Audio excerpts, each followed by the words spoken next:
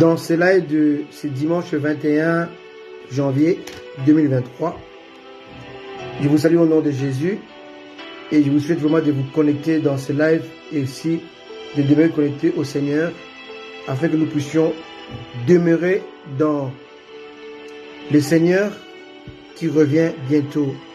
Shalom à tous et bonne journée à tous. Amen. Je vous bénisse. Seigneur, nous te disons merci pour cette journée, ce dimanche que tu nous accordes en Jésus. Nous te prions par ton esprit, Seigneur, que tu puisses nous aider à comprendre ta parole, à la saisir, et que cette parole puisse germer en nous en fruits dignes de repentance et du salut. Nous te bénissons, tendre Père, au nom de Jésus. Laisse que ton Esprit Saint puisse nous illuminer, nous conduire à comprendre, à saisir les profondeurs de ta parole, que nous puissions marcher, cheminer et évoluer dans le Seigneur, en Jésus-Christ. Nous te prions, Père, au nom de Jésus. Nous prions pour tous ceux-là qui vont suivre ce live en direct et ceux qui vont le suivre aussi en différé. Nous te prions de bénir leur cœur et de les aider à comprendre et à saisir ces choses qui sont mystérieuses et compliquées, complexes, certes, mais par ton esprit, tout devient possible. La compréhension devient aiguisée. Nous te bénissons, tendre Père, au nom de Jésus. Bénis ma bouche qui va parler de ta part. Bénis ceux qui vont recevoir cette parole et qu'ensemble nous puissions être édifiés, aiguisés et bénis dans le nom de Jésus. Voici prier. Amen. Amen. Bienvenue à vous. Je vous prie de m'excuser pour ce retard et dû aux circonstances qui sont indépendamment de ma volonté. Nous voulons bénir Dieu pour ces instants qu'il nous accorde en Jésus-Christ. Et cet après-midi et ce matin pour les autres, nous allons continuer Jésus dans la bibliothèque. Aujourd'hui, on aura comme sous-thème Jésus dans la 8e étagère, donc l'Apocalypse. Vous vous rappelez les étagères que nous avons énumérées depuis le début, hein? Les 8 étagères. La bibliothèque, c'est la parole de Dieu. La bibliothèque, et chaque étagère a un nom qu'on appelle les Pentateuques, l'étagère de l'historique, l'étagère de la sagesse, l'étagère du prophétique, alléluia, et l'étagère des évangiles, l'étagère des actes des apôtres, l'étagère des épîtres et l'étagère de l'Apocalypse qui est la 8e étagère. Bienvenue à vous tous qui êtes là et que Dieu vous accorde sa grâce et sa bonté en ce dimanche 21 janvier 2024. Alléluia. Alors pour ce faire, j'aimerais vous demander vraiment de tout mon cœur de m'écouter attentivement et surtout pour ceux qui ne vont pas tout saisir, de revoir le live parce que ce sont des choses qui sont assez complexes. On va aborder l'Apocalypse. Et en fait, le but de mes étagères de cette bibliothèque que j'ai commencé avec vous, par la grâce de Dieu, est d'amener le peuple de Dieu à comprendre, à avoir une perception de Jésus-Christ dans toute la parole de Dieu. Comment concevoir ou percevoir Jésus dans sa parole. Comment il s'identifie dans la première étagère qu'on appelle les Pentateuques. Alléluia. Genèse, Exode, Lévitique, Nombre, Deutéronome. Comment percevoir Jésus-Christ dans ces 5 livres de Moïse. Comment percevoir Jésus-Christ dans les livres historiques de Josué à Esther. Comment percevoir Jésus-Christ dans le livre de sagesse, le psaume, Job, Ecclésiaste, Cantique des Cantiques. Comment percevoir Jésus-Christ dans le livre prophétique de Jérémie jusqu'à Malachie. Alléluia. Et comment percevoir Jésus-Christ dans les 4 évangiles. Comment le percevoir dans les actes des apôtres. Comment le percevoir dans les épîtres. Et comment le percevoir dans l'Apocalypse. C'est très important pour que nous puissions saisir ce que Dieu veut nous parler dans sa parole. Il est important de comprendre ces choses. Parce que lorsque nous voyons par exemple Jésus qui a dit, je bâtirai mon église. Il a dit dans l'étagère évangile, qu'on appelle 5e étagère. Dans la 6e étagère, les actes des apôtres. Et on va voir que les choses qui étaient en parabole sont devenues effectives ou éclairées. Par exemple, Jésus a dit dans les évangiles, allez et faites de toutes les nations des disciples, les baptisant au nom du Père, du Fils et du Saint-Esprit. Alléluia. On va voir que dans les actes des apôtres, ils vont baptiser au nom de Jésus. Et encore, il va dire, allez baptiser. Mais on va voir que dans les actes des apôtres, Paul fait la différence entre les baptêmes de Jean-Baptiste que Jésus avait reçu et les baptêmes de Jésus-Christ, qui n'a rien à voir. Les gens qui étaient baptisés au nom du baptême de Jean-Baptiste ont été rebaptisés par le baptême de Jésus-Christ. Alléluia. On voit que beaucoup de choses étaient changées, mais c'est selon les perceptions de chaque étagère. Par exemple encore, Jésus dit, je bâtirai mon église. Dans l'étagère de l'évangile, 5e étagère. Dans la 6e étagère, on voit comment l'église a fonctionné. Alléluia. Et dans la 7e étagère, les épîtres, on voit comment l'église devait évoluer. Et dans la 8e étagère, on voit comment l'église est enlevée. Vous voyez un peu. Donc on a la perception de Christ dans chaque étagère. Et aujourd'hui, on va essayer de voir la 8e étagère et le thème, le sous-thème que je vais donner aujourd'hui, c'est la mise en scène de Dieu. Comment Dieu a mis en place la mise en scène pour imposer la croix. Alléluia. Il faut faire la différence entre la promesse de Dieu et son accomplissement. Entre la prédestination et la destinée. Entre les deux, il y a obligatoirement l'obéissance, la soumission à l'ordre de Dieu. Faute de quoi, la promesse de Dieu peut être soit traînée, on appelle ça dans les jargons chrétiens, ajournée. Il peut y avoir l'ajournement de la promesse de Dieu à cause de la désobéissance. Par exemple, Dieu a dit à Abraham dans la Genèse que le peuple sera captif dans un pays pendant 4 siècles, 400 ans. On va voir que dans l'effectivité, ils ont fait 430 ans. Donc, il y a eu forcément un ajournement dû ou causé par la désobéissance. Dieu va appeler Moïse, il a dit, va libérer mon peuple chez Pharaon et amène-le dans le pays que je te montrerai. En fait, Dieu avait prévu que Moïse serait l'auteur ou le guide de son peuple dans le pays de la promesse, dans la terre promise. Mais Moïse n'est pas rentré. Et dans la vision de Dieu, dans le plan de Dieu, on va voir que Judas, par exemple, était celui qui pourvoyait à Benjamin. Judas a toujours été établi avant Benjamin. On le voit même de parler en naissance. Judas était le 4e enfant et Benjamin était le 12e fils, pas enfant. Judas était le 4e enfant, Benjamin était le 12e fils. Judas était le 4e enfant et 4e fils. Mais Benjamin était le 12e fils, mais le 13e enfant. Nuance. Parce que Dina était là, et Dina était une fille. C'est-à-dire que Judas était 4e fils et 4e enfant. Mais Benjamin n'était pas le 4e, le 12e enfant, 13e enfant, mais 12e fils.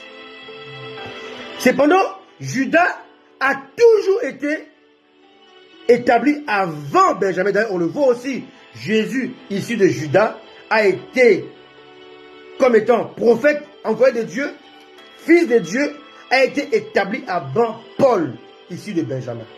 Mais dans la royauté, on voit que Benjamin a précédé Judas. Et cela était dû à la désobéissance.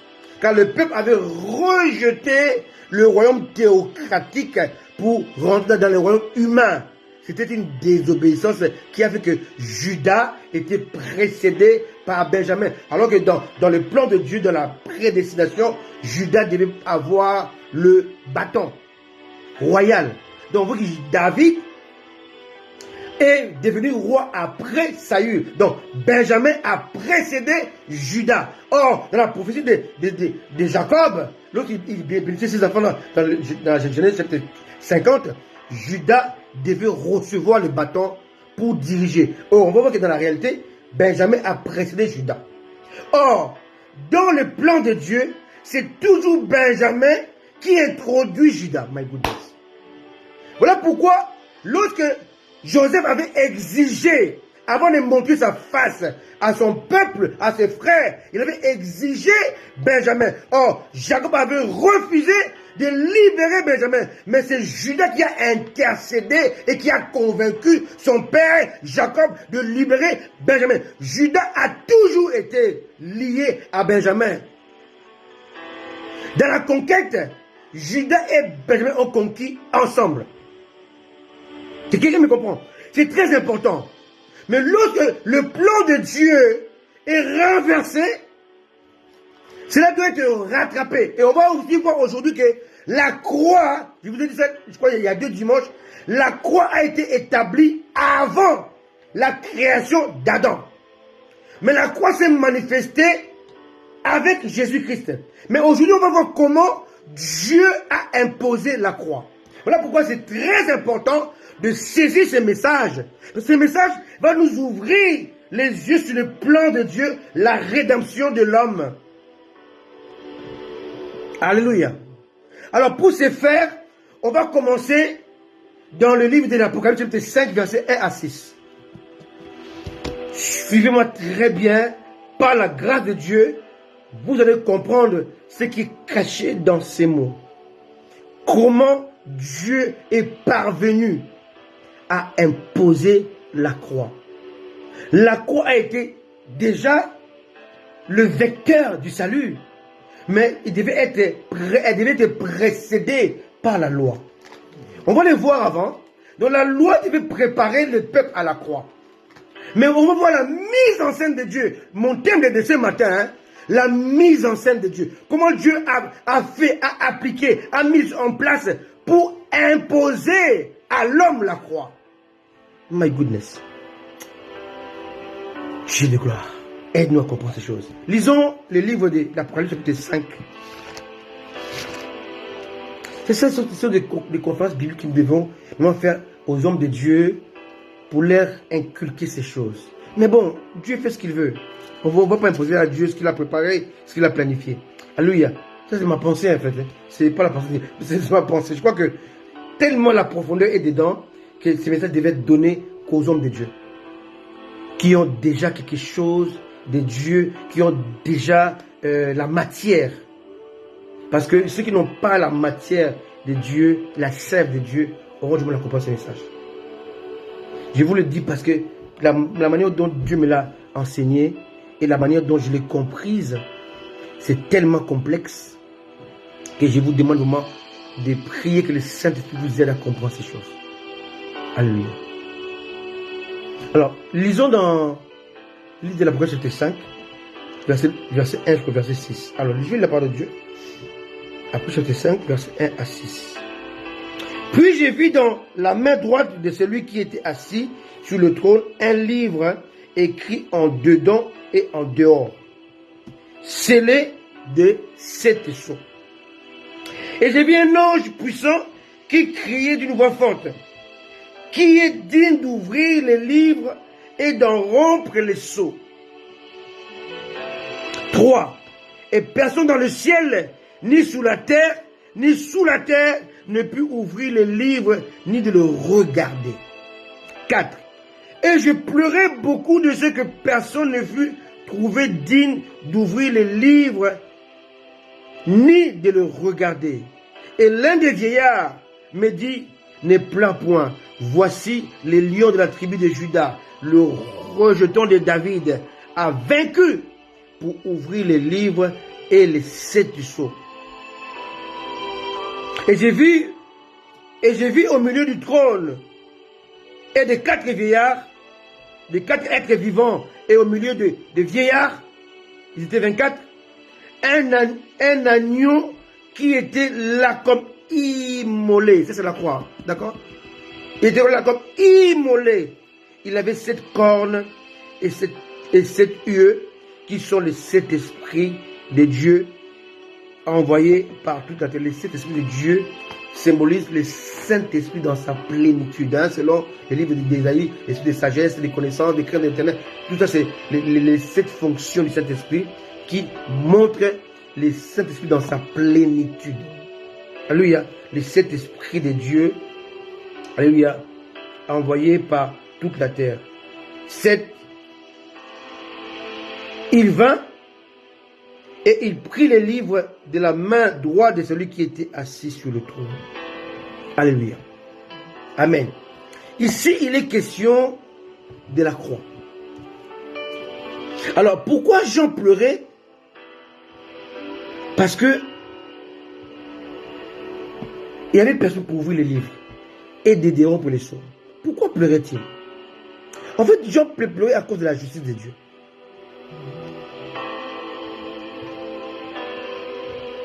Dieu est juste.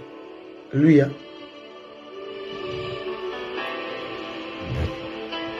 En réalité, la croix de Jésus est un élément qui manifeste la justice de Dieu. En effet, si les livres cachés des sceaux demeuraient fermés, le justifié de la croix ne bénéficierait jamais des bontés de Dieu. Quelqu'un me comprend? Il faut encore évoluer. Or, si la justice de Dieu implique, alléluia, la manifestation de sa colère, bloquée par le régime de la grâce, si bien que la justice doit trancher entre la victime et le coupable. Qui me comprend? On voit dans les procès qu'on appelle les procès dans les assises en France. Le juge est là, il doit faire justice et il doit séparer le coupable et la victime. Alléluia.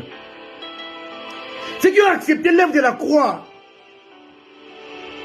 sont justifiés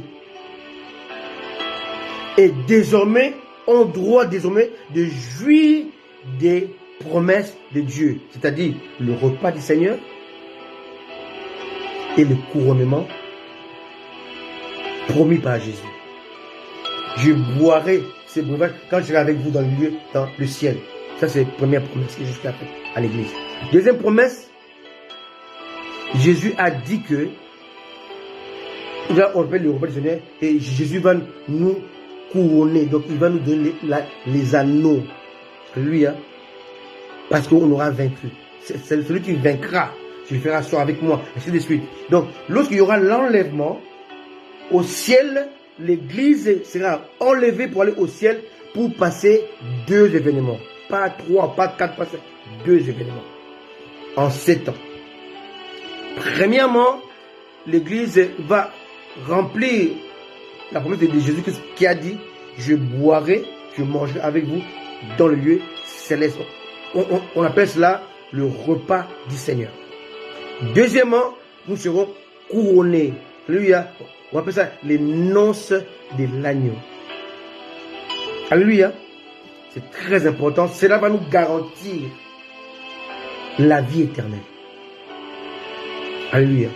Parce qu'aujourd'hui, la vie éternelle, elle est en nous, mais elle n'est pas effective. Je peux avoir la vie éternelle, mais ma chair peut mourir. Mais lorsqu'on sera couronné par Christ, on aura un corps incorruptible qui ne peut plus mourir. Ça n'a rien à voir avec aujourd'hui. Je suis là, j'ai la vie éternelle parce que j'ai accepté Jésus-Christ, mais je peux mourir. Mais le couronnement et le repas du Seigneur va nous octroyer l'éternité effective. Nous ne mourrions plus. On va faire 1000 ans avec Jésus. Après les 1000 ans, on va rentrer dans l'éternité. Donc c'est fini. Ce corps de mort sera changé en corps de vie éternelle. Or, maintenant, Jean pleurait Parce que la justice de Dieu devait se faire. Or, il n'y a pas de justice s'il n'y a pas de séparation de la victime et du coupable. La culpabilité est pour ceux qui n'ont pas accepté la main tendue de Dieu. Or, la croix et son message symbolisent la main tendue de Dieu. Donc, je pleurais parce que les coupables et les justes étaient confondus. Comprends-moi très bien. Avant la croix, et les justes et les coupables qui mouraient allaient tous dans le séjour des morts. Lisez la parole de Dieu dans le livre de Samuel. Lorsque la femme sataniste des bonnes aventures qui a été consultée par Saül, et Dieu a permis que ces femmes puissent révéler une vérité qui était cachée. Saül, qui était devenu un impie, qui avait rejeté la loi de Dieu, la parole de Dieu. Samuel, qui était un homme pur, Samuel va dire, au travers de cette femme-là, il va dire, à Saül, toi Saül, et ton fils, demain, vous serez ici avec moi. Donc, il n'y avait pas de séparation entre la justice et la culpabilité. Le coupable et le juge étaient tous réunis au même endroit. C'est Jésus-Christ par la croix qui est venu faire la différence, la séparation entre le juste selon Dieu et le coupable selon Dieu. Or, quand Jésus-Christ est mort, la Bible dit dans le livre de Matthieu, le tombeau fut ouvert. Et le corps de ce qui était mort, des saints qui étaient ressuscités. Alléluia. Et ils sont montés au ciel avec Jésus-Christ après la résurrection. Ils sont ressuscités, mais c'est après la résurrection qu'ils pouvaient sortir de la tombe. C'est clair, net et précis dans le livre de Matthieu. Alléluia. Ils sont ressuscités à la mort de Jésus-Christ, mais ils sont sortis à sa résurrection. Donc la croix est venue mettre fin au mélange des impies et des purs. Quand je... Oh non. Si vous voulez, je vais vous le lire. Hein. Matthieu, je crois 27. C'est tellement important. Alléluia.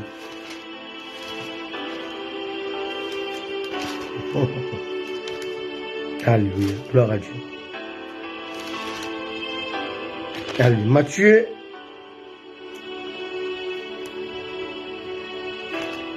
Voilà, Matthieu 27. Voilà.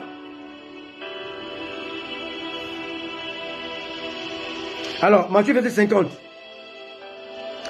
Jésus poussa de nouveau un grand cri, il rendit l'esprit, donc il meurt. D'accord? Lisez la suite maintenant. 51.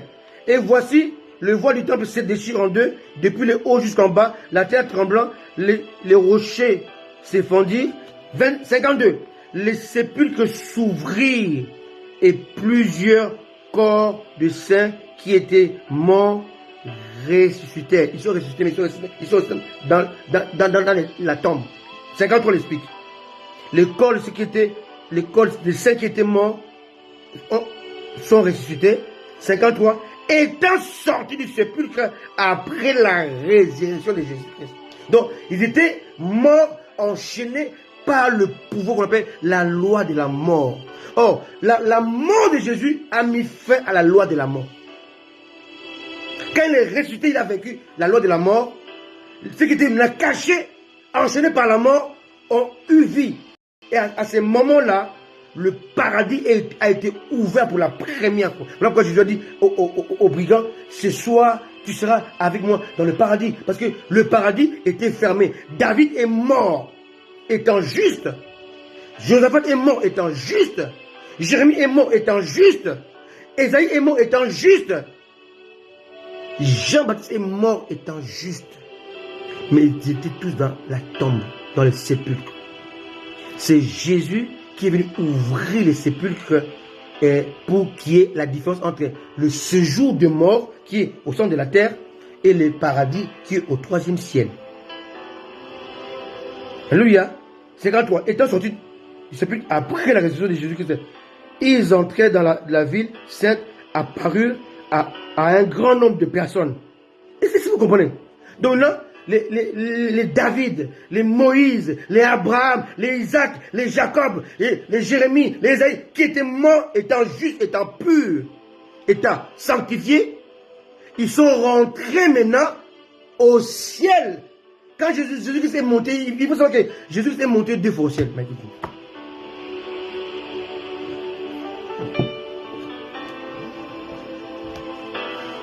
Il est monté 2 fois au ciel. Je vais vous expliquer ça. Quand il est mort, il est monté la première fois. Il est monté la première fois comme souverain sacrificateur pour présenter à Dieu son sang pour la purification de son peuple, pour le rachat de son peuple. Il est redescendu. Et dans l'entretemps, il avait aussi amené les malfaiteurs, les brigands, parce qu'il lui a promis. Alléluia. Amen. Et il est monté après, physiquement, devant ses disciples. Alléluia. Là, pourquoi même lorsque Marie l'a vu, avant qu'il ne monte, il dit, ne me touche pas. Parce qu'il ne devait pas être touché avant de monter, de présenter au sacrificateur, ou à Dieu, son sang comme souverain sacrificateur. Ce sont des mystères qu'on appelle des non-dits. Donc on peut les comprendre en lisant la parole de Dieu, avec la sagesse et la connaissance de Dieu. Alléluia. Alors, évoluez un tout petit peu pour comprendre pourquoi Jean pleurait. Jean pleurait à cause de la justice de Dieu. Or, la justice de Dieu s'exprime par la croix. Alléluia. En fait, les mystères cachés dans le livre de la parole, c'est les sceaux scellés. Les 7 sceaux scellés. Est-ce que vous comprenez? Maintenant, je vais essayer de voir avec vous le piège de la croix. Si quelqu'un écrivez-le. En grand, le piège de la croix. Comment Dieu est parvenu à imposer la croix? Parce que la croix cachait tous les trésors, mais aussi le salut de toute l'humanité. La croix était une mort, une punition réservée aux impies, réservée aux pécheurs et réservée aux brigands. Mais cette mort était pratiquée par les Romains. Donc Dieu a tout fait. Donc Dieu a fait traverser son peuple par les Babyloniens, par les Grecs qui les dominaient. Maintenant, en Jésus, Dieu a voulu qu'il puisse être traversé, être sous l'autorité des Romains, pour un but bien précis, pour la croix. Parce que les Grecs ne portaient pas la croix. Les Perses ne connaissaient pas la croix. Les Mèdes ne connaissaient pas la croix. Seul le Romain connaissait la croix. Pourquoi? Dans le calendrier de Dieu, Dieu a mis en place l'arrivée du Messie, non pas autant de Grecs comme dominants, non pas autant de Mèdes comme dominants, non pas autant de Sirius, mais autant de César. Parce que à cette époque-là, il y avait la croix. Maintenant, je vais vous expliquer le piège de la croix. En effet, la croix a toujours été un mystère pour le monde de ténèbres et une folie pour les sages de ce monde. La croix peut être comprise par quelqu'un qui raisonne avec les cerveaux. 1 Corinthiens 1,18 le dit très bien. Laissez-moi lire ça. 1 Corinthiens 1,18. Je dis que ce message, si vous devez le revoir. Vous croyez comprendre, mais après, vous serez embrouillé. 1 Corinthiens 1,18. Qu'est-ce que Paul dit? Car la prédication de la croix est une folie pour ceux qui périssent. Comment est-ce que quelqu'un qui meurt, c'est celui qui gagne? Il y a un combat. Maintenant, celui qui est mort dans le combat, c'est celui qui est est victorieux. C'est très complexe. Mais pour nous qui sommes sauvés, elle est une puissance de Dieu. Aussi, il est écrit, je détruirai la sagesse des sages et je rendrai nulle l'intelligence des intelligents. La croix demeure une folie pensive. Ce qu'ils pensent, pour les penseurs, la croix est une folie, on ne peut pas croire à ça. 1 Corinthiens 1, 18, c'est une folie. Mais je vais vous montrer comment Dieu a imposé sa folie. Dans 1 Corinthiens chapitre 3, il dit, la folie de Dieu est plus sage que la sagesse de l'homme. Souvent, il faut comprendre Dieu dans sa folie. En philosophie, on dit réfléchir par l'absurde. Amen. C'est ce qu'on dit les philosophes. La réflexion par l'absurde. Et souvent, Dieu prend l'homme dans sa folie. Alors, premièrement, dans les pieds de la croix, il y a ce qu'on appelle la perception de Dieu par rapport à la loi. Alors, Dieu a établi la loi comme étant un précepteur, comme un pédagogue. Donc, la loi a été établie dans le but d'ouvrir la porte de la croix. La loi a été le serviteur de la croix. Et ça, les Juifs ne le savaient pas. Après, on va essayer de le voir ensemble en quelques minutes. Hein. Lisons Galates chapitre 3. Galates. Vous savez, un simple extrait de l'Apôtre chapitre 5. C'est ça qui nous conduit à comprendre tout ce que je suis en train de dire. L'agneau immolé, comme étant immolé. Alléluia, au milieu de vieillards et les 4 êtres vivants. Donc, pour dire que la gloire de Dieu a été cachée dans la croix. La croix est une folie, mais qui cache la puissance de la prédication, la gloire cachée de Dieu. Rappelez-vous, à l'époque de Moïse, il était puni, il mourait mordu par les serpents, mais celui qui regardait le serpent de rein. En fait, les serpents de rein guérissaient le serpent animal, le venin du serpent animal. La croix de Jésus était plus puissante que Jésus-Christ humain qui prêchait. Les rois morts étaient plus puissants que les rois vivants. Mais il fallait maintenant comprendre ces choses. C'est la folie de Dieu. Allons-y maintenant dans ça pour comprendre ça. Galates chapitre 3. Qu'est-ce que Paul dit au verset 19, hein? Pourquoi donc la croix? Non, pourquoi donc la loi? Pourquoi donc la loi? Question. Elle a été donnée ensuite à cause des transgressions, jusqu'à ce que vienne la descendance. Donc, la loi a été donnée jusqu'à Jésus. Voilà pourquoi Jésus a dit, je ne suis pas venu pour abolir, mais pour accomplir. Suivez-moi très bien. Il dit, il ne disparaîtra pas un iota de cette loi jusqu'à ce que tout soit accompli. Bien aimé, il faut comprendre cette phrase. La loi restera intacte jusqu'à ce que lui dise tout est accompli. Quand il dit tout est accompli, la loi est effacée. Je vois aujourd'hui des chrétiens qui disent la loi n'a jamais été abolie. La Bible dit oui, mais lis jusqu'à la fin. Il ne disparaîtra pas un iota de la loi jusqu'à ce que tout soit accompli. C'est ça la phrase en fait. Alléluia. Donc jusqu'à l'accomplissement. L'accomplissement abolit la loi. Et c'est écrit dans la parole de Dieu. Je vais vous le lire aujourd'hui. Là maintenant, je vous donne la démarche de Dieu pour faire cesser la loi. Parce que la loi privait par exemple les femmes d'être comptées. Quand on comptait les hommes, on ne comptait pas les femmes.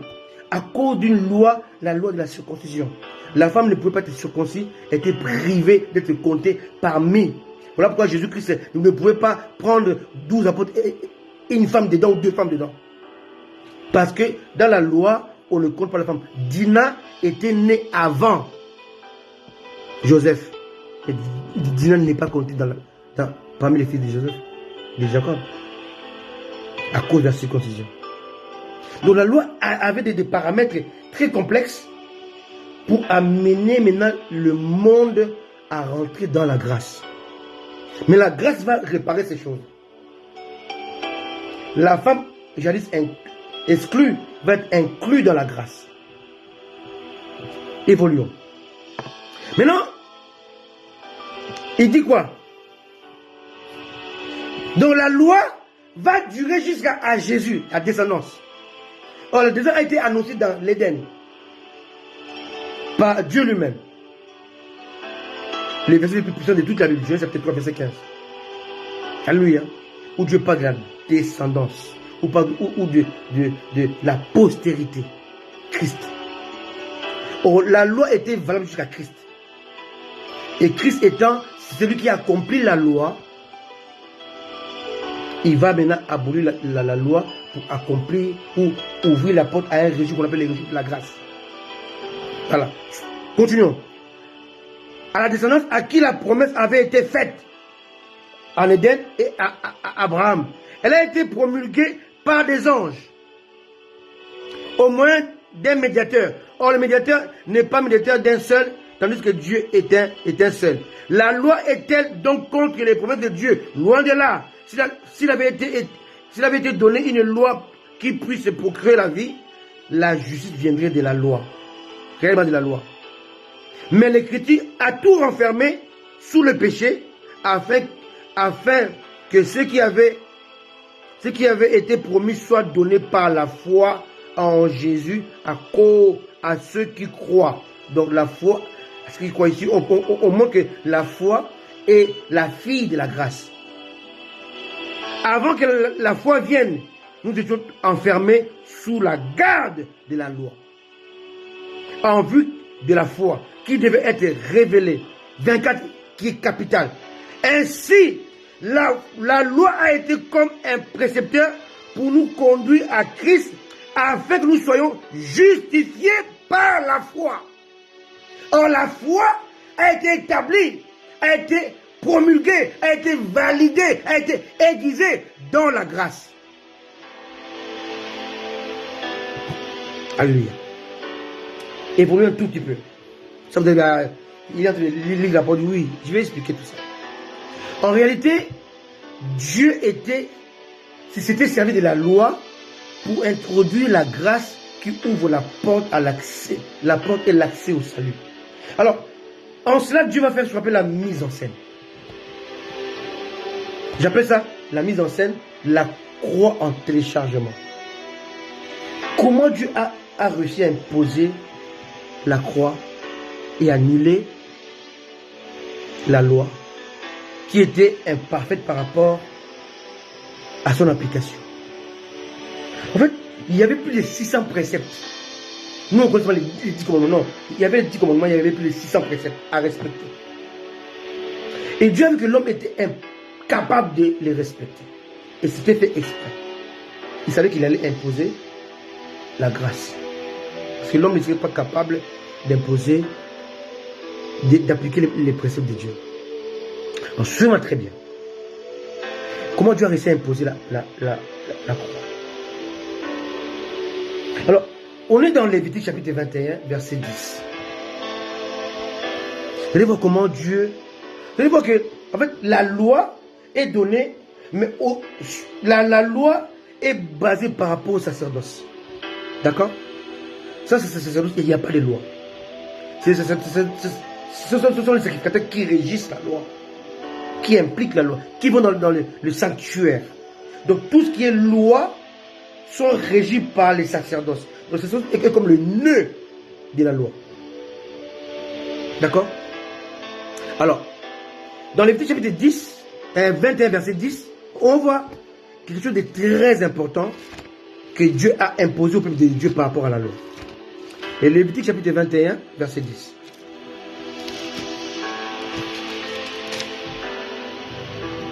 Le sacrificateur qui a la supériorité sur ses frères, sur la tête duquel a été répandue l'huile d'onction. Alléluia. Quand on parle de l'huile d'onction, on parle aussi des droits d'onction, les droits de dîmes, les offrandes, les droits de prendre, quand quelqu'un vient faire un sacrifice là, il va prendre une partie, donne au sacrificateur, excepté l'Holocauste. L'Holocauste, quand on fait les sacrifices de l'Holocauste, tout est pour Dieu. Mais les autres sacrifices, culpabilité, sacrifice de cela, tout ça, les sacrifices, ils prenaient une part, celui qui venait sacrifier, ils prenaient une part. Mais l'Holocauste tout entier était à Dieu. On continue. Et qui a été consacré et revêtu de vêtements sacrés, ne découvrira point sa tête et ne déchirera point ses vêtements.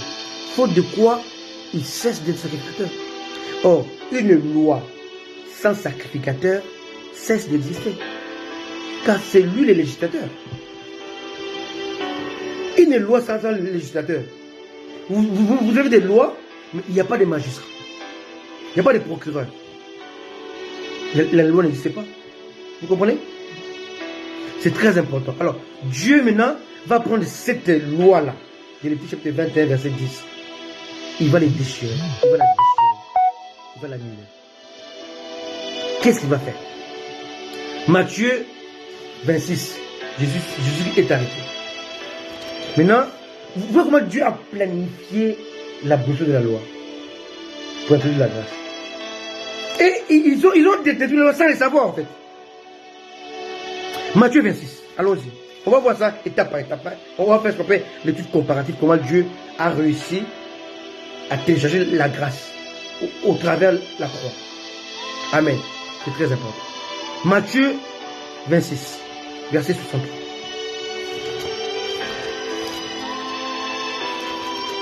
On arrête Jésus. Maintenant, ils vont l'amener chez Caïphe, qui était souverain sacrificateur. Vous allez voir ce qu'il va faire. Matthieu 26, 63. Jésus garda le silence. Et le souverain sacrificateur, donc Caïphe, prenant la parole, lui dit: je t'adjure par le Dieu vivant de nous dire si tu es le Christ, le Fils de Dieu. Alléluia. Amen. 64. Jésus lui répondit: tu l'as dit. De plus, je vous le déclare, vous verrez désormais le Fils de l'homme assis à la droite de la puissance de Dieu et venant sur les nuées du ciel. 65. Capital. Alors, le souverain sacrificateur déchira ses vêtements, disant: il a blasphémé. Que devons-nous encore? Qu'avons-nous encore besoin de témoins? Voici, vous venez d'entendre son blasphème, que vous ensemble. Caïphe a déchiré les vêtements par la vérité. Donc la vérité l'a poussé à déchirer les vêtements. En fait, en déchirant les vêtements, il a mis fin à son sacerdoce. En fait, à ce moment-là, précis, Israël n'a plus de sacrificateur. Donc, Israël n'a plus de législateur. Oh Dieu puissant, oh mon Dieu, quelle sagesse! Il impose la grâce, mais par les moyens que lui seul avait le secret.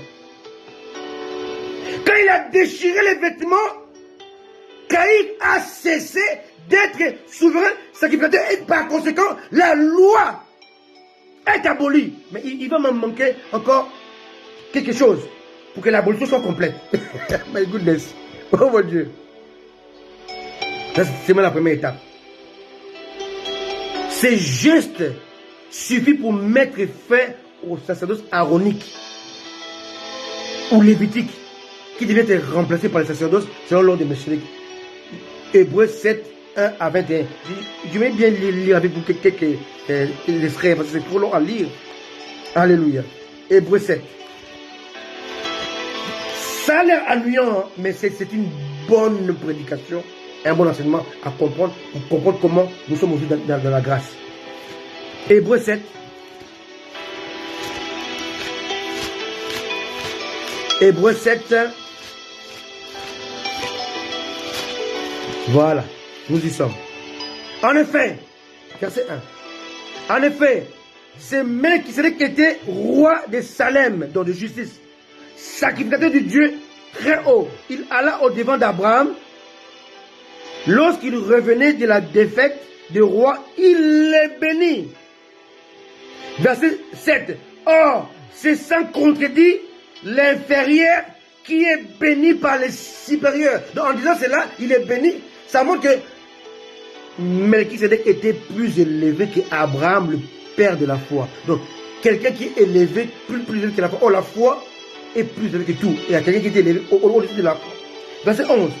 Si donc la perfection a été possible par les sacerdoces lévitiques, car c'est sur ces sacerdoces que repose la loi. Vous comprenez? Donc, la loi a pour support ces sacerdoces. Or, si le support est enlevé, la loi tombe. Alléluia. Car c'est sur ces sacerdoces que repose la loi de notre peuple. Donc, la loi supporte. Non, pardon, les sacerdoces supportent le poids de la loi. Ça c'est la loi, c'est les sacerdoces. Voilà. La loi est là, c'est les sacerdoces. Donc, la loi tient aussi autour des sacerdoces, là, existe. Si les sacerdoces s'écartent, la loi tombe, n'existe plus. Donc, Dieu a commencé, premièrement, par abolir les sacerdoces. Là, il va montrer comment la loi est tombée. Écoutez, alléluia. Alléluia. Alléluia. Amen. On continue. Il était encore nécessaire qu'il paraisse un autre sacrificateur selon l'ordre de Melchisédek et non selon l'ordre d'Aaron. 14. Car il est notoire que notre Seigneur est sorti de Juda, tribu dont Moïse n'a rien dit pour ce qui concerne les sacerdoces. Verset 15. Cela devient plus évident encore quand il paraît un autre sacrificateur à la raison de Melchisédek. Pour dire à la raison de Melchisédek, il faut maintenant lire les versets 3, chapitre 7 de Hébreux. Il est sans père, sans mère, sans généalogie. Il n'a ni commencement, ni fin de jour, ni fin de vie. Mais il est rendu semblable au Fils de Dieu. C'est Melchisédek demeure sacrificateur à perpétuité. Donc ici on montre que Jésus était sacrificateur sur l'ordre de Melchisédek, mais il ne pouvait pas exercer son sacerdoce au sous Aaron. Pardon. Caïphe, qui était descendant d'Aaron, était sur place. Donc il devait d'abord pousser Caïphe à commettre une erreur irréparable. Verset 18, c'est capital. Il y a ainsi l'abolition d'une ordonnance antérieure à cause de son impuissance et de son inutilité. Car la loi n'a rien amené à la perfection et introduit à l'introduction d'une meilleure espérance par laquelle nous nous approchons de Dieu. Verset 21. Car les Lévites sont devenus sacrificateurs sans serment, mais Jésus l'est devenu avec serment. Par celui qui a dit, le Seigneur a juré, il ne se repentira pas. Tu es sacrificateur pour toujours, selon l'ordre de Melchisédek. 22. Jésus est par cela même le garant d'une alliance plus excellente. Alléluia. Donc ici, Caïphe a déchiré les vêtements. Il s'est écarté de sacerdoce. Jésus a pris les vêtements.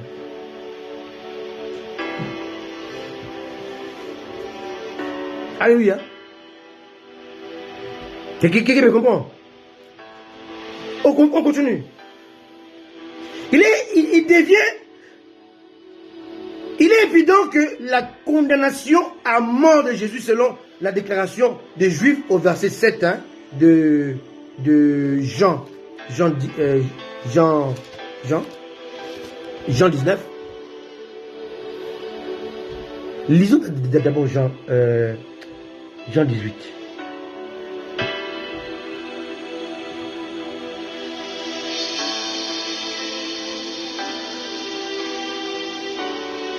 Donc le fait que Caïphe ait déchiré ses vêtements, il a déchiré son sacerdoce. Maintenant, Dieu passe à l'étape suivante. Il dit que Dieu veut imposer la croix. D'accord? Maintenant, Dieu va bloquer l'exigence de la loi de Moïse.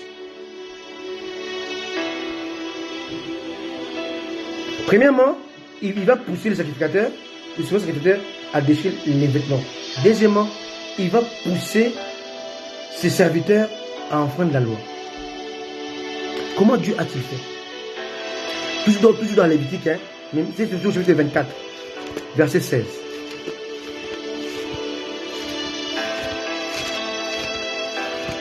Moi, j'étais pas en avance par rapport à ce que je devais dire. Lévitique 24, 16. C'est lui qui blasphéma le nom de l'Éternel sera puni des morts. 2 points. Toute l'assemblée le lapidera, qu'il soit étranger ou indigène, il mourra pour avoir blasphémé le nom de Dieu. Amen. Alors, ça s'appelle la loi de la lapidation, la loi du blasphème. Alléluia. Voilà pourquoi quand Jésus parle, il dit, il blasphème. Il voulait avoir la raison de le tuer. On a tué Étienne par la loi de la loi du blasphème. Étienne était mort, lapidé. D'ailleurs, Paul aussi était lapidé par rapport au blasphème. Et les croyants morts, ils sont partis. Mais Paul était aussi mort. Hein. Je peux vous expliquer ça en détail. C'est pour ça qu'il a été au 3e siècle. C'était réservé aux gens qui étaient morts. Donc, quand il était mort, il est monté au 3e siècle. Il a vu des choses extraordinaires. Mais Dieu l'a ramené à la vie. Ce sont ce qu'on appelle les non-dits. Ce n'est pas dit expressement. C'est réservé aux gens qui ont la connaissance. Alléluia. Alors, ici, on voit 2 lois. La loi de Lévitique 21 et la loi de Lévitique 24. Alléluia. Et 21, on parle de déchirement des vêtements. 24, on parle de blasphème. Comment ils ont enfreint ces 2 lois? Comment? Suivez-moi très bien. Si cette loi religieuse était butée à la loi romaine. La loi romaine empêchait la loi religieuse de s'appliquer. Et Dieu avait fait ça exprès. Lisons Jean 18.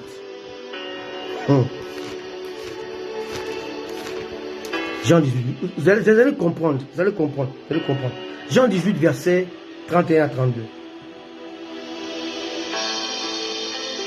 Sur quoi Pilate leur dit, prenez-le vous-même et jugez-le selon votre loi. Alléluia. Ils ont amené Jésus à Pilate et Pilate leur a rendu Jésus. Il dit, appliquez votre loi sur lui. Écoutez maintenant la réponse.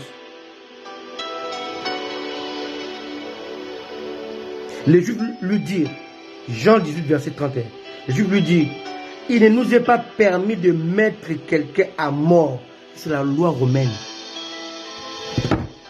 La loi romaine empêchait les Juifs d'appliquer leurs lois religieuses. My goodness. Alléluia.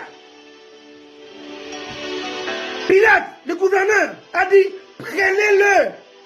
Jugez-le selon votre loi. Donc appliquez votre loi religieuse sur lui. Car il s'agit d'un débat religieux. D'appliquer la religion. Maintenant la religion, la loi de Moïse était butée à la loi romaine. Or, la loi romaine était au-dessus de la loi religieuse. My goodness.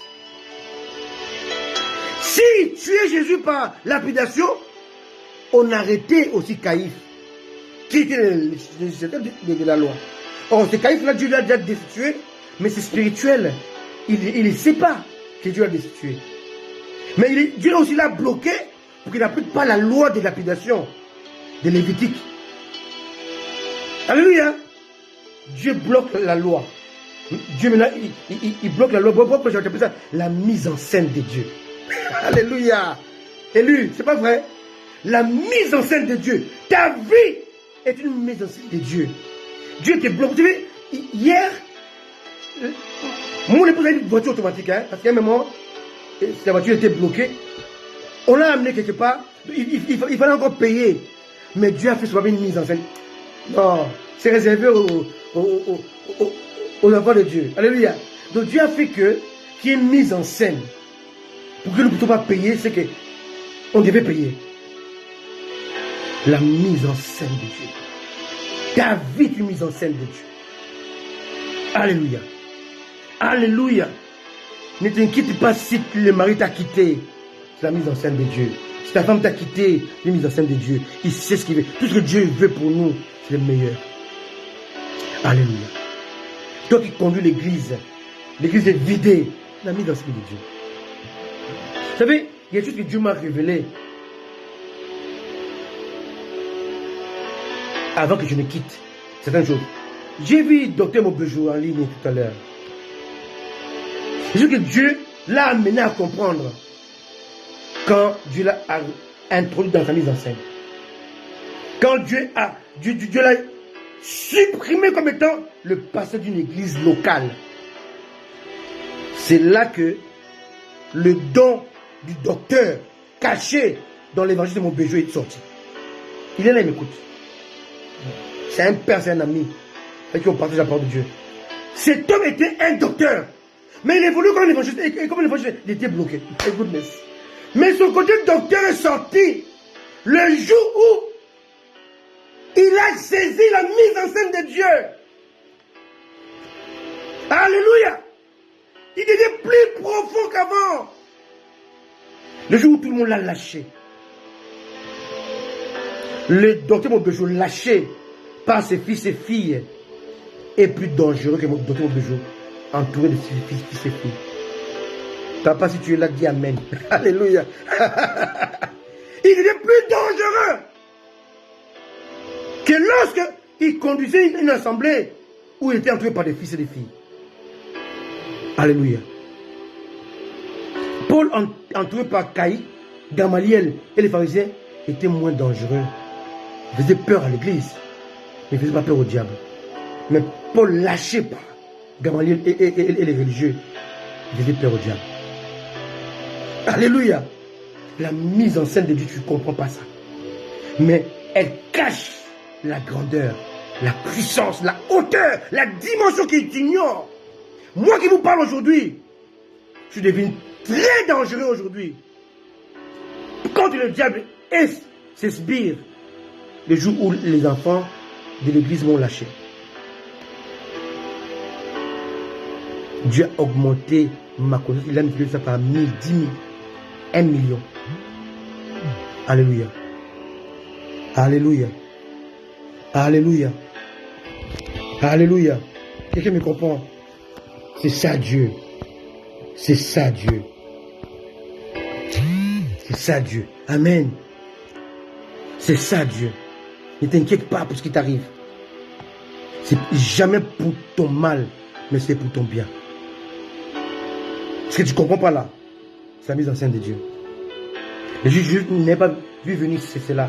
Mais aujourd'hui, ils se rendent compte que c'était une mise en scène de Dieu qui était préparée par Dieu, minutieusement par Dieu. Alléluia. On continue maintenant. Ici, on dit,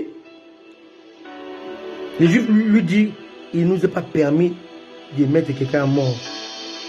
32. C'était afin que s'accomplisse la parole de Jésus, la parole que Jésus avait dite lorsqu'il indiquait de quelle mort il devait mourir. Donc Dieu les bloque par rapport à la lapidation pour abolir la loi. Et ça ouvre la porte à la croix qui cachait les mystères du salut. Alléluia. Alléluia. Donc ils sont bloqués par rapport à l'application scrupuleuse de la loi. Non, ils doivent appliquer les lois en controverse. C'est très bien. Donc la loi religieuse était butée à la loi romaine. Maintenant, nous passons dans Jean 19. Dans Jean 19, maintenant, Jésus est jugé par Pilate. Pilate les juge. Et il voit que, et dans le jugement de Pilate, Écoutez-moi très bien. La loi juive était subordonnée à la loi romaine. La preuve, ils ont dit qu'on n'a pas le droit de mettre quelqu'un à mort alors qu'ils avaient le droit de le faire. Selon Lévitique. Quelqu'un me comprend? Donc la loi juive était subordonnée à la loi romaine. Dans la loi juive, ils étaient poussés à accomplir ce qu'on appelle la lapidation à Jésus. Parce que pour eux, ils avaient blasphémé. Mais la loi romaine les empêche de le faire. Maintenant, Pilate, maintenant, il va juger Jésus. Avant de le livrer encore aux Juifs, il dit une chose. Verset 5. Jean 19. Jésus sortit donc portant la couronne d'épines et le manteau de pourpre. Et Pilate leur dit, voici l'homme. Oh, le manteau de pourpre était réservé au roi. Donc là, sorti avec le manteau de pourpre, donc il dit, voici le roi. Parce que dans le tabernacle, il y a 4 couleurs. Il y a blanche, bleu, rouge cramoisi et rouge pourpre. Les 4 symbolisent Jésus. La blanche, c'est la sainteté de Jésus. Le bleu, c'est sa nature céleste. Le rouge pourpre, c'est sa royauté. Le rouge cramoisi, c'est sa crucifixion. Et là, Pilate a imposé aux Juifs, qui était imposé par la loi romaine, je vous impose le roi. Sorti pourtant le manteau de pourpre, mais un roi couronné non pas par la couronne royale en or, mais couronne d'épines pour dire que le roi est mort pour nous. Alléluia. Il a été couronné d'épines pour que nous puissions couronner de gloire. 6. Lorsque les principaux sacrificateurs et les huissiers le virent, ils crièrent, crucifie, crucifie. Pilate leur dit, prenez-les vous-même et crucifiez-les, car moi je ne trouve point de crime en lui. Donc Pilate, il se lave les mains, dit que selon la loi romaine, il n'est pas coupable. Or la loi romaine, la loi juive était subordonnée à la loi romaine. Or, quand il dit crucifie, il dit applique la loi romaine. Parce que notre loi ne peut pas le mettre à mort. Quelqu'un me comprend? Voilà encore une énième erreur des Juifs. Pilate dit, selon ma loi, je ne peux pas le crucifier. Parce qu'avant de crucifier quelqu'un, il faut qu'il soit coupable. Lui, alors, il n'est pas coupable. Comme il n'est pas coupable, je ne suis pas capable de le crucifier. Maintenant, appliquez encore votre loi. En fait, Pilate revient à Jean 18, verset 31. Il est remis encore sur la loi sur la face.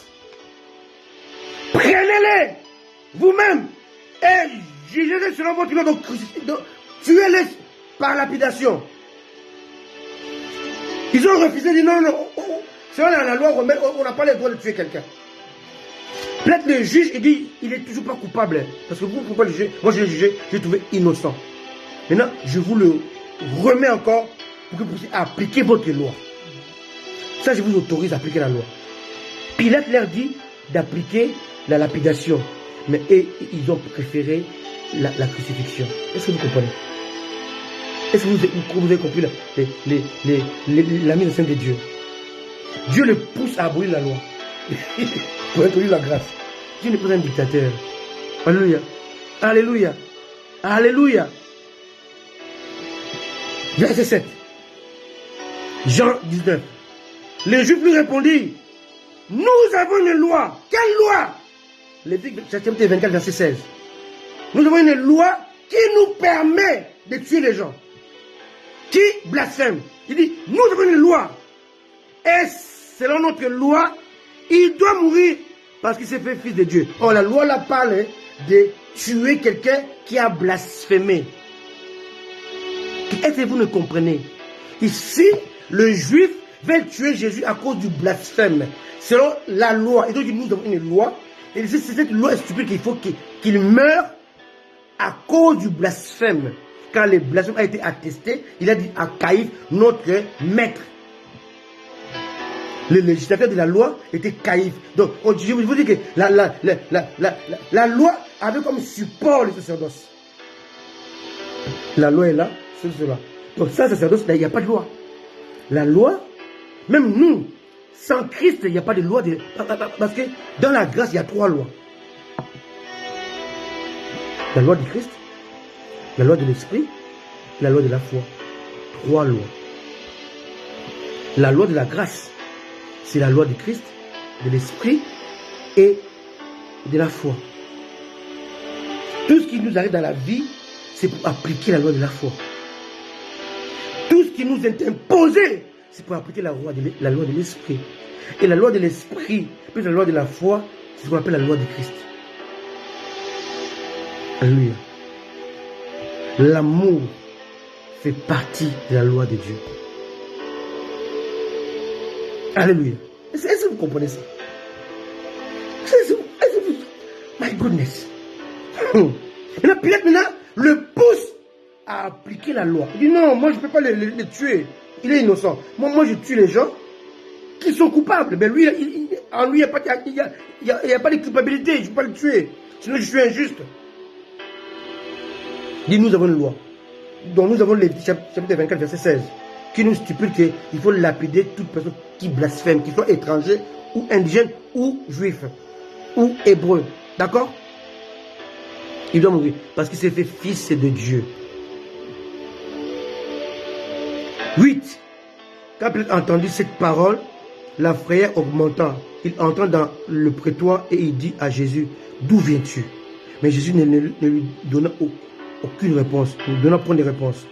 10. Pilate lui dit, est-ce à moi que tu ne parles pas? Ne sais-tu pas que j'ai le pouvoir de te crucifier et que j'ai le pouvoir de te relâcher? 11. Jésus lui répondit, tu n'aurais sur moi aucun pouvoir s'il ne t'avait été donné d'en haut. Même le président qui a triché les élections, il peut être pour un pouvoir parce que c'est la loi de Dieu. Parce que toute autorité vient de Dieu. Alléluia.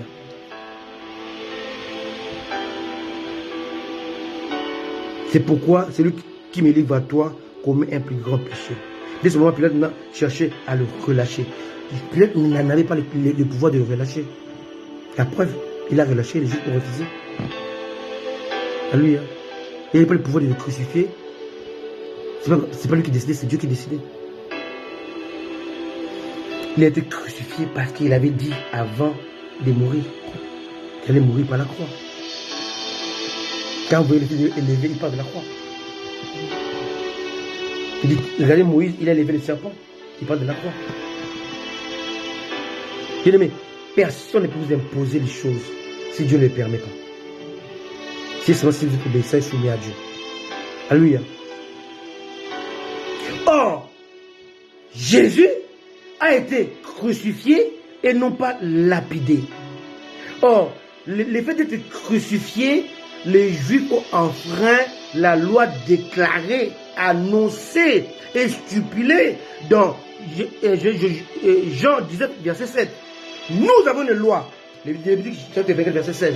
Mais l'applicabilité de la loi a été fausse. Cependant, il y a deux choses maintenant qui sont réunies. Caïphe qui déchire les vêtements, la loi mal appliquée, ils ont annulé la loi. Et sans le savoir, ils sont eux-mêmes introduits dans la grâce. Quelqu'un me comprend?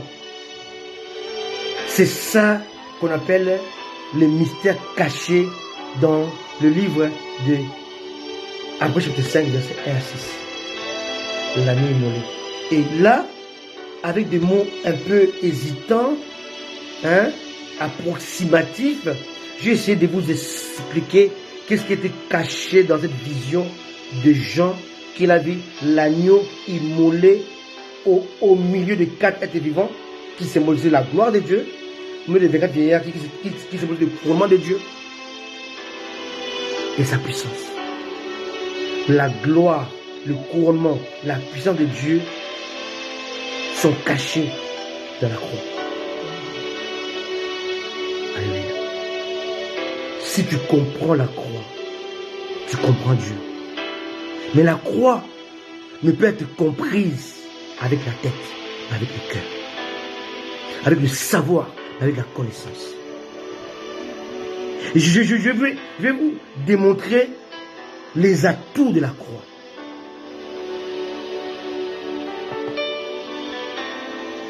La croix devient le message principal du salut. 1 Corinthiens 2, verset 2. Ce n'est autre chose que Jésus et Jésus crucifié. 2. La croix devient l'acte produisant 4 réconciliations. 1. Réconciliation entre l'homme et Dieu. 2. Réconciliation entre l'homme et lui-même. 3. Réconciliation entre l'homme et son prochain. Et 4. Réconciliation entre l'homme et son environnement. Pourquoi son environnement? Parce que Dieu a dit à l'homme, tu sèmeras du grain, mais il te poussera des épines. C'était une loi qui mettait en exergue l'affrontement entre l'homme et l'environnement a été aboli à la croix. Ce que tu sèmes, tu le récoltes. Alléluia. La croix a amené la réconciliation entre toi et Dieu, entre toi et toi-même, entre toi et ton prochain, entre toi et ton environnement. Mais le plus difficile, ce n'est pas l'homme et Dieu, ce n'est pas l'homme et les prochains, ce n'est pas l'homme et l'environnement. La plus dure, c'est entre l'homme et lui-même. Le problème de l'homme aujourd'hui, l'homme en veut à l'homme. Parce qu'en fait, tu es là, tu es une dualité. En toi, il y a en même temps, toi qui m'écoutes, hein, toi qui es enfant de Dieu, toi qui es un homme de Dieu, toi qui es pasteur, en toi il y a une dualité. Il y a Christian, né de nouveau, et Christian, vieil homme. Les deux sont en toi. Ils luttent. Et la lutte, c'est jusqu'au retour de Jésus. Christian, vieil homme, doit être crucifié tous les jours. Et plus Christian, vieil homme, meurt, plus Christian, l'homme nouveau, grandit. Plus Christian, vieil homme, est rabaissé, plus Christian, nouvel homme, est élevé. Plus Christian, vieil homme, est imposé. Voilà pour l'apôtre Paul dit, je traite durement mon corps, je le tiens assujetti. Il tient quel corps? Le corps vieil homme. Alléluia. Ce combat-là, c'est un combat perpétuel. Quand on dit perpétuel, ce n'est pas éternité, non. Perpétuel, c'est jusqu'au retour de Jésus. Ce combat-là va exister jusqu'à ce que tu seras enlevé. Donc, en toi, il y a une dualité. Et le côté chrétien vieil homme est attaché à la chair. Mais chrétien homme nouveau est esprit. Est attaché à l'esprit. D'accord? Il est conduit sur le Saint-Esprit. Chrétien vieil homme est conduit par les activités charnelles. Les désirs charnels qu'on appelle le œuvre de la chair. L'adultère, l'hypocrisie, les mensonges, le fait de table. C'est chrétien vieil homme. Donc toi qui me suis, tu es deux en un. Tu as une dualité. Il y a la vieille nature qu'on appelle le vieil homme qui est là, que tu dois faire mourir tous les jours. Toi, pas Dieu.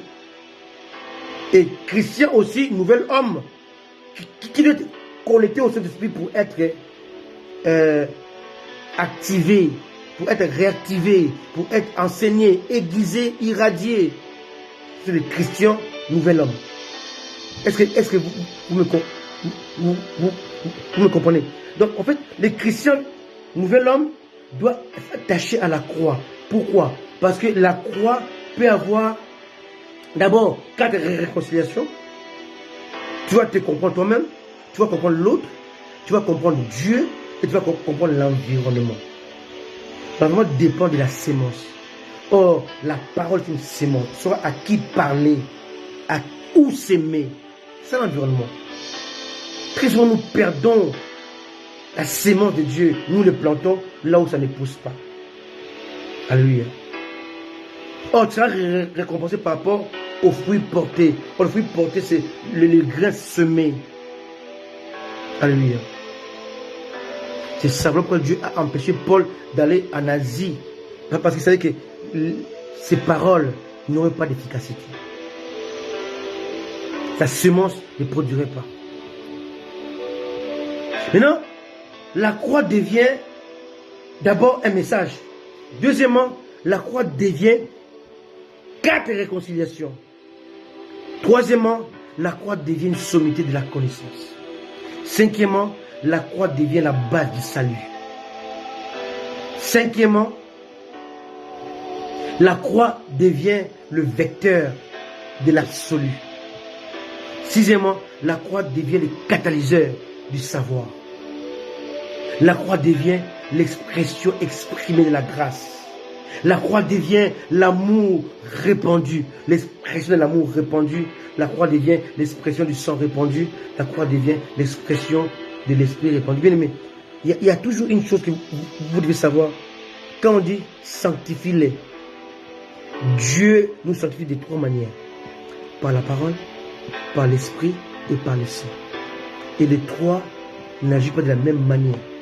Nous sommes sanctifiés par le sang lors de notre conversion. Nous sommes sanctifiés par la parole tous les jours. Nous sommes sanctifiés par le Saint-Esprit lorsque nous devenons le choix de Dieu. Alléluia. Alléluia. Alléluia. 3 types de sanctification. Par la parole, par l'esprit, par le sang, si vous voulez, par le sang, par la parole et par le Saint-Esprit. Par le sang, c'est lorsque nous nous convertissons à Jésus. Là, c'est par le sang.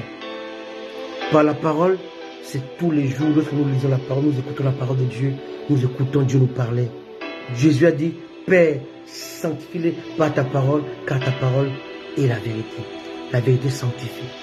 Maintenant, la sanctification par le Saint-Esprit, c'est lorsque nous devenons serviteurs et servants de Dieu. Aussi, il y a encore un élément que j'ai oublié de la croix. Je vais dire ça pour les femmes qui m'écoutent. La croix permet à la femme d'être circoncise.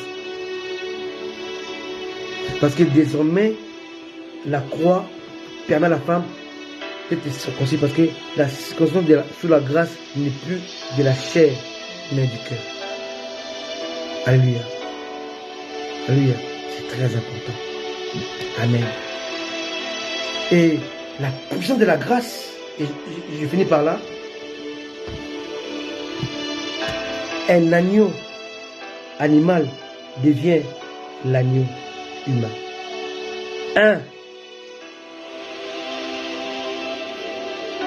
On a le adverbe. Comment on dit ça? C'est pas un adverbe. C'est pronom indéfini. Voilà. Le pronom défini. Non, adjectif indéfini. Adjectif indéfini. Un adjectif indéfini. Le adjectif défini. D'accord? Il y avait un agneau indéfini et on a l'agneau défini. Un agneau, un animal, l'agneau humain. Alléluia. L'exclusion des femmes à cause de la non-circoncision de la chair est abolie. Désormais, sous le régime de la grâce, la circoncision est du cœur qui régit aussi les domaines de la grâce. Les femmes qui étaient jadis exclues sont incluses. Alléluia. C'est ça le message. C'était Jésus dans la 8e étagère.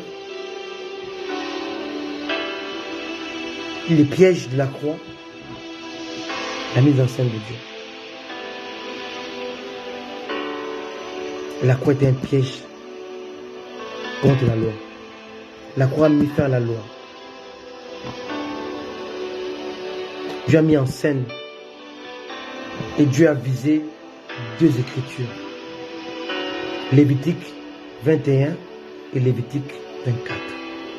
Ces 2 écritures donnaient la force au sacerdoce d'Aaron et alors à l'ordre de la lapidation. Ces deux écritures abolit, a mis à mal, a détruit totalement la loi de Moïse, qui était remplacée par la loi de Jésus. La loi de Jésus, c'est la loi de l'esprit et la loi de la foi. Soyez bénis, soyez conséquents. C'était un tout petit peu long, mais réécoutez ces messages, revoyez ces messages. Il y a des choses qui sont tellement profondes qui sont passées vite dans vos oreilles. Mais quand vous les revoyez à tête reposée, vous allez percevoir des choses terribles. Alléluia. Jésus revient bientôt. Jésus doit être perçu dans 8 étagères, dans la bibliothèque. Je bâtirai mon église. C'est une promesse. Il a bâti l'église. Il l'a accompli. Maintenant, dans les actes, mais dans les épîtres, maintenant, il a montré comment l'église doit être conduite. Doit évoluer, doit atteindre la maturité. Dans les enseignements. Dans l'Apocalypse, il faut atteindre la maturité, l'église est enlevée. D'accord? Donc, on a ce qu'on appelle les cheminements. Je bâtirai, il bâtit, il montre comment elle doit fonctionner, comment elle doit grandir, par les enseignements, dans l'Apocalypse, comment elle doit être enlevée. Alléluia. Toi, la même chose. Il t'a pris enfant, il t'amène à devenir fils. À devenir fils, il t'amène comment gérer et il t'enlève. Quelqu'un me comprend? Il te récompense. Tu es né de nouveau comme enfant, tu grandis comme un fils, tu gères comme un fils et tu es enlevé comme l'église. Je vais vous montrer aussi à quel moment le fils devient église. Alléluia. Le temps nous manque. Et nous devons avoir ce temps-là pour en faire des choses. Je vais vous montrer à quel moment aussi l'église cesse d'être épouse et l'épouse devient la ville. Le temple au ciel, mais dans la ville, il n'y a pas de temple. Or, la ville était au ciel. Mais où? Quand Jean a vu les ciels ouverts, les temples ouverts, mais quand pour l'église, il n'y a pas de temple dedans. L'église était où maintenant? Au ciel, puis était caché en Jésus. Voilà. Jean a vu les temples dans le ciel, il a vu l'arche de Dieu, ouvert dans les temples, mais dans la ville, il n'y a pas de temple. Parce que Jésus devient le temple. Il y a tellement de mystères à révéler dans l'Apocalypse. Donc Jésus, dans la 8e étagère, on peut avoir même 10 séances où on va expliquer temple dans le ciel et pas de temple dans la ville. Pourquoi ça? Comment l'église est préparée sur la terre, mais celle qui va descendre, ce sera l'église. Est-ce l'église? C'est l'épouse? Non. L'épouse, c'est la ville. L'église, c'est le corps.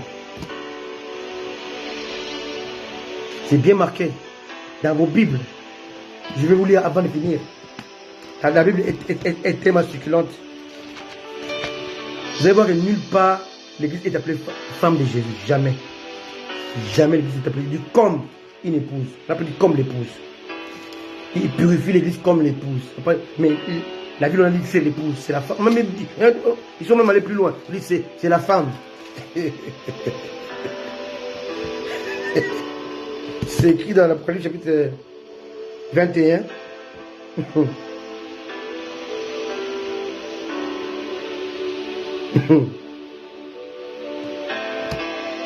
Voilà.